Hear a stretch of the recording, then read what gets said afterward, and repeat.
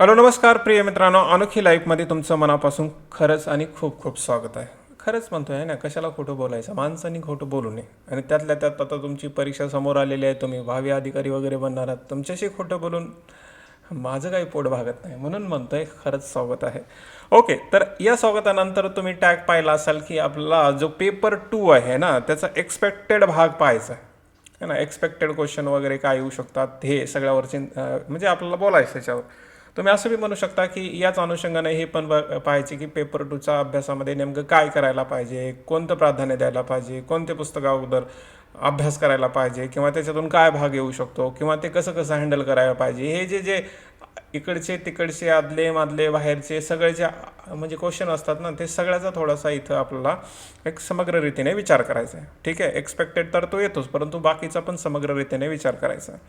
मग करायचं ना, करूया. तर आता तुम्हाला माहीत आहे की पेपर 2 हा 250 मार्कासाठी आहे, आणि त्या पेपर 2मध्ये 2 भाग आहेत. त्याला तुम्ही सेक्शन ए, सेक्शन बी, किंवा आपण त्याला गद्य आणि पद्य म्हणतो. ठीक आहे. आता हा जो गद्य भाग आहे किंवा पद्य भाग, आता सध्या आपण समोर जे पाहतो तो गद्य भाग आहे. समोर तुम्हाला अभ्यासक्रम दिसतोय, हे तुम्हाला माहीतच असेल की गद्य भागासाठी किंवा सेक्शन एसाठी आपल्याकडे 9 पुस्तकं आहेत.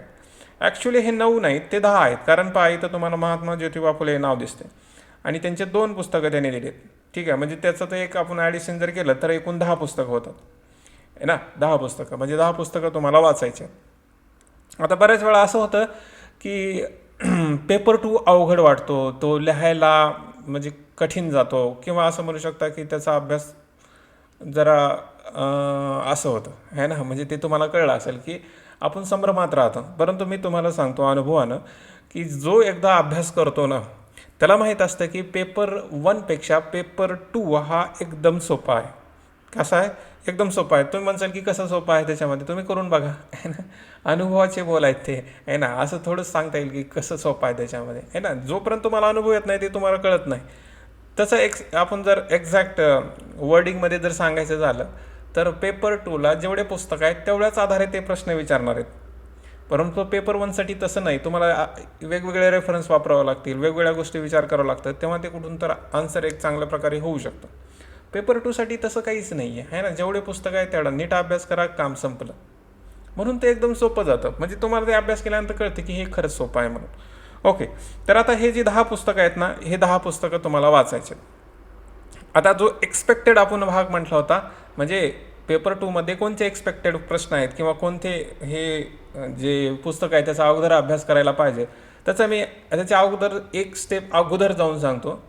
जर तुम्हाला तुम्हाला हे माहीत आहे का की पेपर 2 असो किंवा पेपर 1 असो, आपल्याला जे क्वेश्चन असतात ना ते कसे असतात, 10 मार्काचे काही क्वेश्चन असतात, 15 मार्काचे काही क्वेश्चन असतात, 20 मार्काचे काही प्रश्न असतात आहे ना.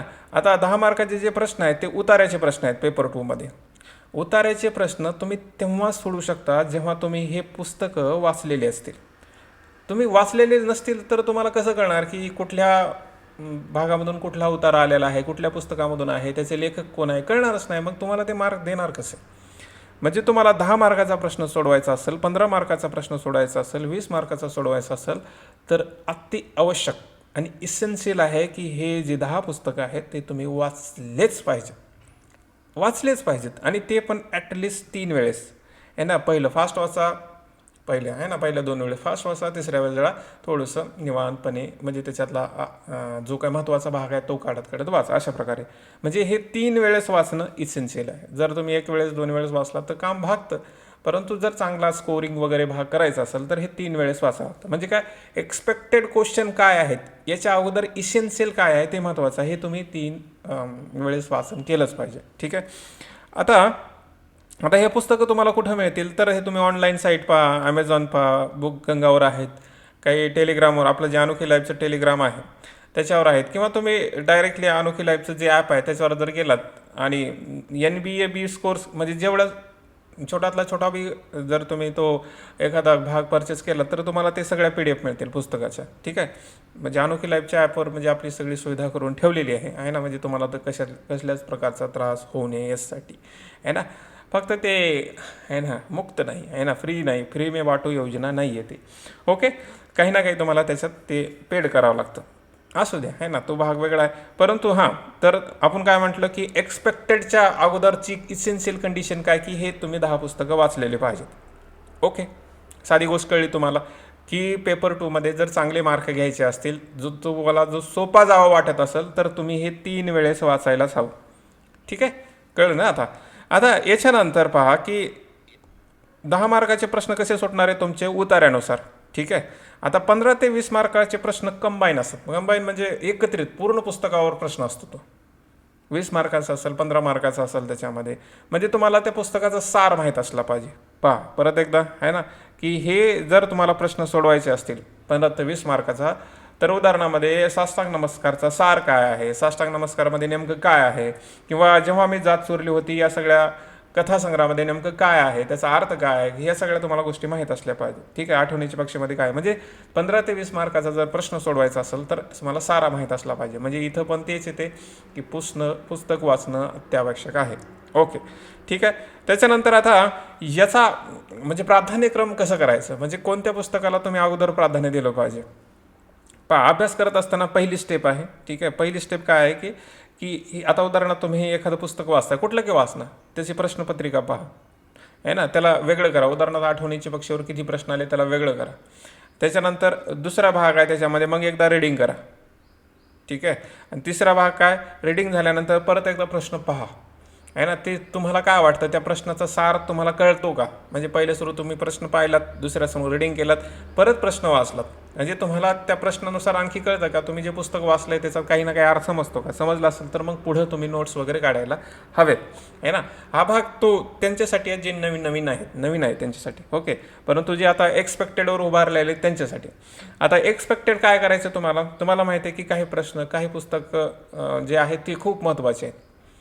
आता सपोज की तुमच्याकडे वेळ नाही आहे ना, सपोज करा तुमच्याकडे वेळ नाही आहे आणि तुम्ही असं म्हणू शकता की सर मला असं वाटलं पाहिजे की काही प्रश्न नाही सुटले पाहिजेत आणि महत्त्वपूर्ण मला जे पाहिजे ते मिळालं पाहिजे. मग असं कोणते आहे की जे थोडेसे स्किप केले तरी चालतील, न वाचले तरी चालतील त्याच्यामध्ये, तर त्याच्यामधलं आहे स्मृतिस्थळ. कारण किती वाचलं तर काही खरं नाही तुमचं. ठीक आहे, असं तुम्ही म्हणू शकता. ओके, त्याच्यानंतर हे महात्मा फुलेचे दोन्ही पुस्तक वाचू शकता, छोटे आहेत. ब्राह्मण कन्या हे स्किप करण्यासारखं आहे.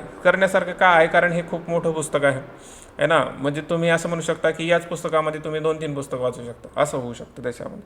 त्याच्यानंतर पहा की शरदचंद्र मुक्तिबोधाचं जने हे ओळूत जेते हे पुस्तकसुद्धा तुम्ही म्हणजे प्राधान्यक्रमाने पुन्हा शेवटी वाचू शकता. मी म्हणत नाही सोडा म्हणून, आहे ना, मी फक्त तुम्हाला एक एक्सपेक्टेड भाग सांगतोय की काय करायचं नाही अगोदर, आहे ना, काय करायचं नाही अगोदर. त्याच्यानंतर म्हणजे ज्यांना शॉर्टकट पाहिजे त्यांसाठी. ओके, आता याच्यानंतर आता हे जर सोडलात तुम्ही तर बाकीच्या सगळ्या गोष्टी तुम्ही लवकर करू शकता. आता बाबूराव बागुल, थांबा परत एकदा, आहे ना,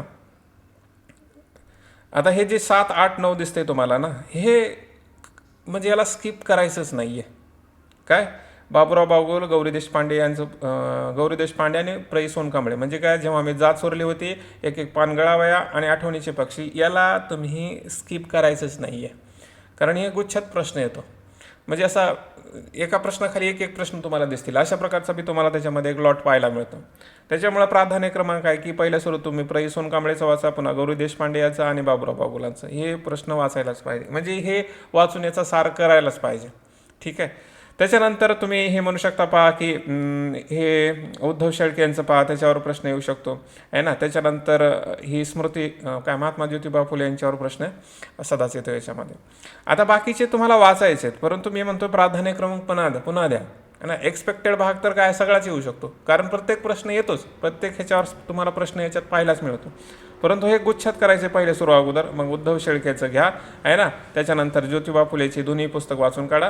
मग जसा जसा टाईम मिळतो तसा मग हे आत्र्यांचं पुस्तक आणि त्याच्यानंतर शरदचंद्र मुक्तिबोध, केतकर आणि स्मृती. सगळ्यात शेवटी स्मृतिस्थळ. ठीक आहे, सगळ्यात शेवटी. अगोदर स्मृतिस्थळाला हात बी लावायचं नाही, कारण त्याच्यामुळे दिमाग खराब होतो. कारण असं वाटतं की ते दरवर्षी प्रश्न येतोच, मग ह्याला अगोदर केलं पाहिजे, परंतु ते सगळ्यात किचकट भाग आहे, त्याला नका अगोदर करू. ठीक आहे, तर परत एकदा मी तुम्हाला या सेक्शन ए सांगतोय, आहे ना. एक्सपेक्टेड काय आहे ह्याच्यामध्ये की सगळ्यावर प्रश्न येतो, परंतु तुम्हाला प्राधान्य द्यायचं आहे. काय प्राधान्य द्यायचं आहे की अगोदर हे 3 पुस्तकं वाचायचे. कोणते, हे आठवणीचे पक्षी, एक एक पानगळवा, जेव्हा मी जात चोरली होती. ठीक आहे. त्याच्यानंतर तुम्ही महात्मा ज्योतिबा फुलेचं वाचा किंवा शिळण वाचा, त्याच्यावर प्रश्न येतो. त्याच्यानंतर तुम्ही साष्टांग नमस्कारकडे जाऊ शकता आहे ना. त्याच्यानंतर तुम्ही जन हे ओळख तिकडे जा आणि ब्राह्मण कन्या हा म्हणजे सेकंड लास्ट आणि सगळ्यात शेवटी स्मृतीस्थळ. ओके. आता ह्याचे उत्तर कसे काढायचे माहिती आहे का, म्हणजे तुम्ही नोट्स काढत असताना तुम्ही फक्त लक्षात ठेवायचे की याच्यावर प्रश्न कसे विचारलेत. आता तुम्ही हे आपले यूट्यूब चॅनल आहे अनोखी लाईफ, त्याच्यावर तुम्ही पहा की त्याच्यावर तुम्ही सांगितलेलं आहे की कशा कशा प्रकारचे प्रश्न आलेले आहेत. ते जर तुम्ही पाहिला तर तुम्हाला कळतं. ओके. तर हे पुस्तकं महत्त्वाचे आहे. ठीक आहे. जेवढे मी आता सांगतोय त्याच्यामध्ये आहे ना, प्राधान्यक्रमानुसार तुम्हाला सांगते. आता या 7, 8, 9चं तर प्राधान्य देता येत नाही, कारण ते येतच, पुस्तक येतच म्हणजे येतं, ते कसं बी येतं, इकडून इकडून तिकडून कसं बी येतं, ते येतच. ठीक आहे. तर अशा प्रकारे तुम्ही हा भाग करू शकता. आता याच्यात आणखी एक गोष्ट आहे पहा, हे 15 ते 20 मार्काचे जे प्रश्न आहेत है ना, त्याचं उत्तर लिहिण्यासाठी तुम्हाला लागतं उदाहरणं. काय लागतं? उदाहरणं.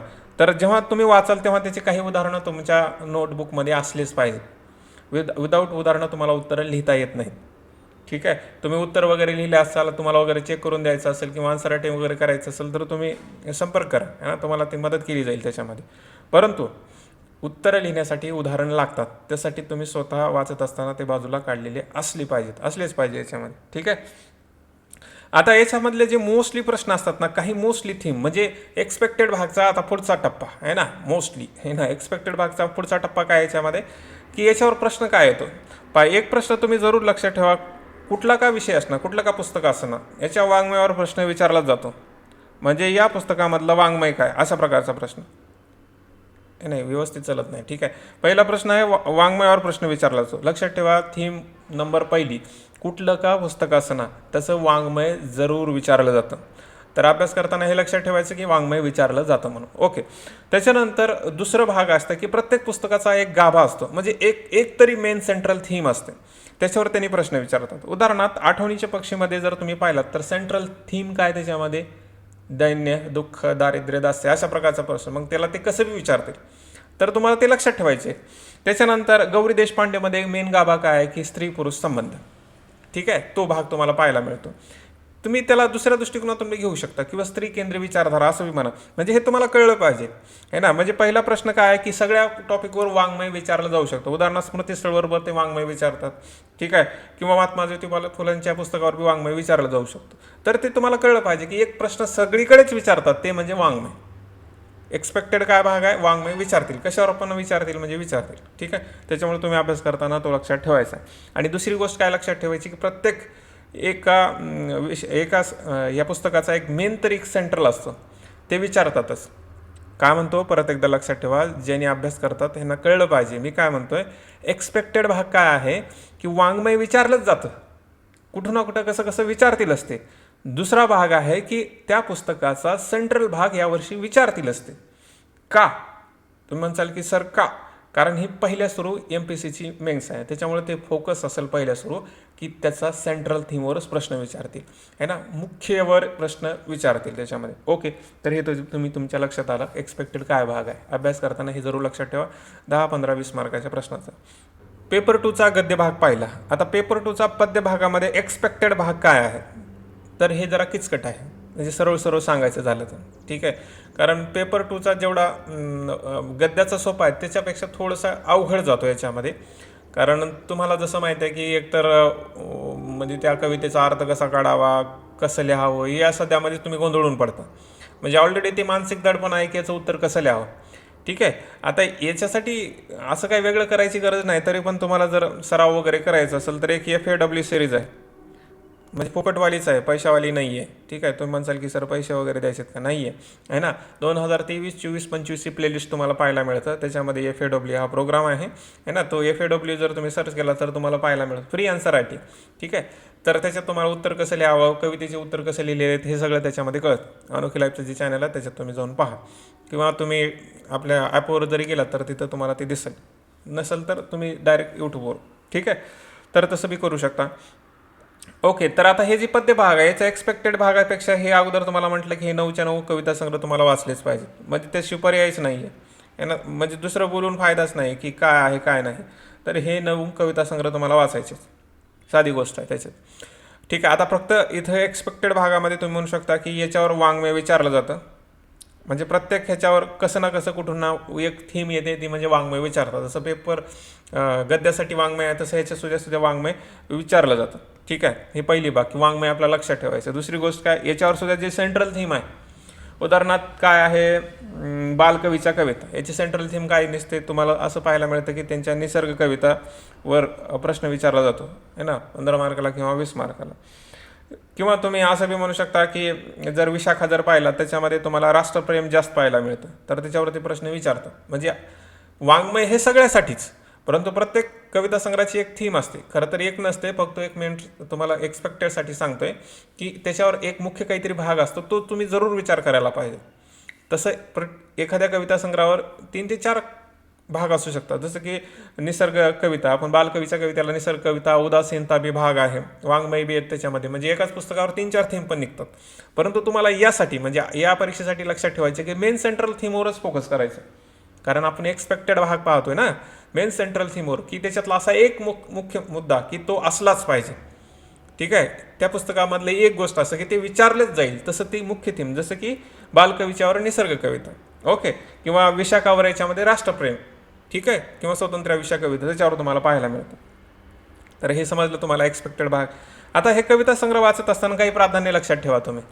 काही कविता संग्रह म्हणजे तुम्हाला ते जरूर ध्यानात असले पाहिजे. त्याच्या काही कविता म्हणजे असं म्हणू शकता, काही कवितेचे उदाहरण तुम्हाला पाठ असले पाहिजे, कारण त्याशी उत्तरं लिहिता येत नाही. जसं की पेपर 1साठी लागू होतं, तसं म्हणजे पेपर 2च्या गद्य भागासाठी, तसंच पद्य भागासाठी बी लागू होतं.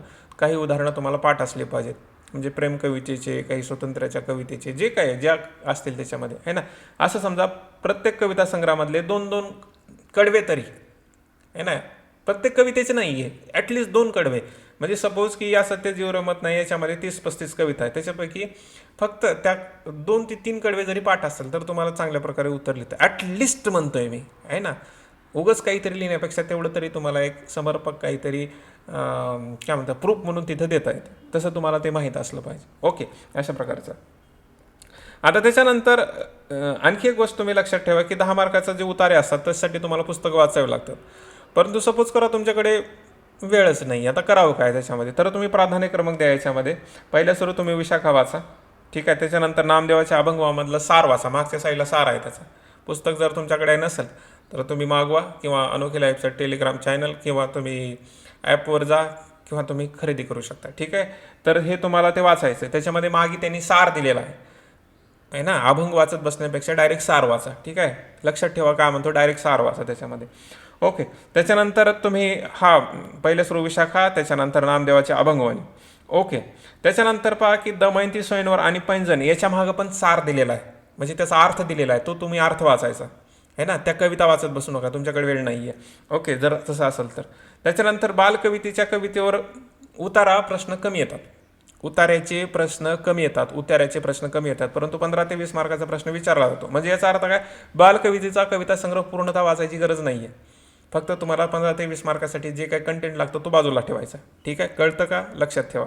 त्याच्यानंतर पहा पुढं जाहीरनामा हा कविता संग्रह आहे ना, याच्यावर पण उतारा कमी येतो, पर त्याच्यावर 15 ते 20 मार्काचा प्रश्न नेमकी येतो, म्हणजे येतोच त्याच्यामध्ये. जाहीरनामामध्ये फक्त 30 काहीतरी कविता आहेत, तुम्ही पटकन वाचू शकता, परंतु 15 ते 20 मार्कासाठी तुम्ही लगेच त्याच्या नोट्स काढा. ओके, त्याच्यानंतर पहा संध्याकाळच्या कविता, या सत्यात जीव जमत नाही आणि मृदगंध, हे प्रश्न म्हणजे हे तुम्ही करायलाच हवे.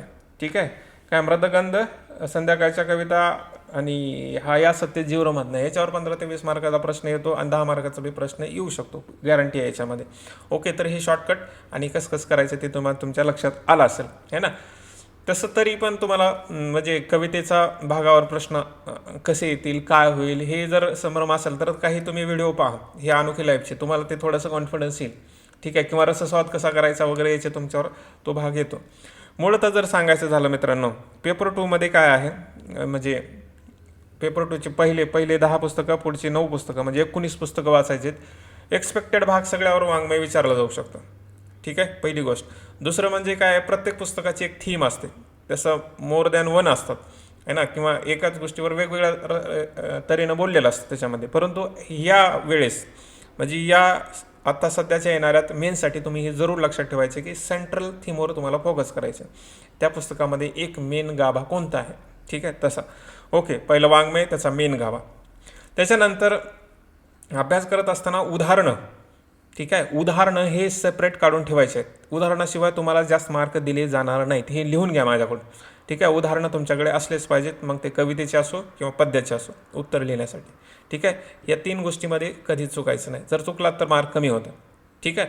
त्याच्यानंतर उतार्यासाठी तुम्हाला पुस्तकाचे नाव आणि लेखक माहीत असलं पाहिजे.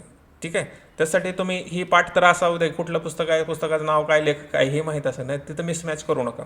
ठीक आहे, तर हा भाग लक्षात ठेवा आणि जे पुस्तक प्राधान्यक्रमाने वाचण्यास सांगितलेले आहे त्याचा तुम्ही जरूर प्रयत्न करा. ओके, कारण पेपर टूवर काही बी येईल असं नाही म्हणता येत. ठीक आहे, मी काय परत एकदा काही बी येईल असं म्हणता येत नाही, कारण जे पुस्तक आहे त्याच्यातूनच येणार आहे, त्याची सेंट्रल थीम त्यांनी कॉपी करून तुम्हाला विचारणार आहेत. ओके, तर एकदा पुस्तक वाचल्यानंतर तुम्हाला त्याचा सार कळला पाहिजे. म्हणजे उदाहरणार्थ तुम्ही आठवणीचे पक्ष वाचला तर तुम्हाला 2 मिनिटात सांगता आलं पाहिजे की त्याच्यात काय आहे, म्हणजे तुमचं मनन चिंतन करून त्याच्यामध्ये. किंवा जेव्हा मी जात चोरली होती हे पूर्ण पुस्तक वाचल्यानंतर तुम्ही लिहिता आलं पाहिजे की हां ह्याचा असा असा अर्थ आहे. किंवा इथला सपोज जाहीरनामा कविता संग्रह वाचलात, तुम्हाला सांगता आला पाहिजे की जाहीरनामामध्ये कोणत्या प्रकारच्या कविता आहेत, तर ते लिहून ठेवा, तुमच्या कामाला येतं ते. ठीक आहे, कारण हेच शेवटी कामाला येतं, दुसरं कामाला येत नाही आहे ना. एक्सपेक्टेड भागामध्ये म्हणजे पेपर 2साठी एक्सपेक्टेड जास्त आपण सांगू शकत नाही, परंतु जो तुम्ही अभ्यास करता पुस्तक वाचल्यानंतर ते जर लिहून ठेवलात तर ते एक्सपेक्टेडच्या जास्त जातं, म्हणजे तुम्हाला ते जास्तीत जास्त कामाला येतं, मी असं जरूर सांगेन. ओके, तरी पण याच्यावर मेन सेंट्रल थीम वगैरे याचा जर भाग डिटेल करायचा असेल तर हा व्हिडिओ खूप मोठा होतो, तो काही एवढा पण काही कामाचा नाही आहे ना. वाटेल तर पुन्हा मी करेन आणखी त्याच्यामध्ये. ठीक आहे, तोपर्यंत या गोष्टी जरूर करा. ओके, तर तुम्हाला सगळं समजले असतील पेपर 2वर काय काय करायचं. ठीक आहे, तरी तर थांबूया. तुमची काळजी घ्या, स्वतःवर प्रेम करा. धन्यवाद मित्रांनो.